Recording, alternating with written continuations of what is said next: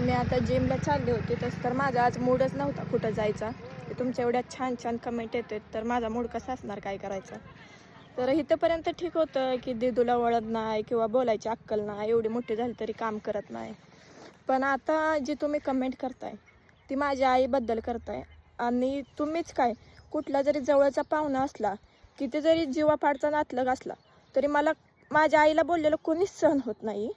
आणि तुम्ही तर काय, मला बोलता पण येत नाही असल्या ते कमेंट वाचून. तरी मी कमेंट वाचल्याच नव्हत्या, पण म्हणलं जे चांगल्या कमेंट करतात त्यांना तर कशाला उगं इग्नोर करायचं आहे, म्हणून मी कमेंट वाचल्या.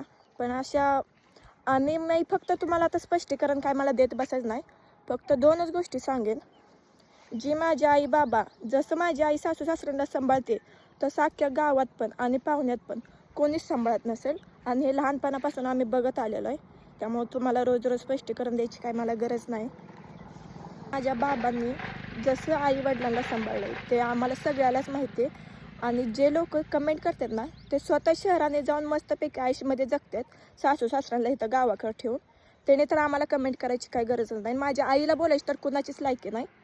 तर इथं आता मी रोडला उभारून व्हिडिओ काढते, कारण मी त्या कमेंट वाचून दाखवल्यावर आईसाहेब पण खूप हे झाल्या होत्या, म्हणून मला लय वाईट वाटत होतं.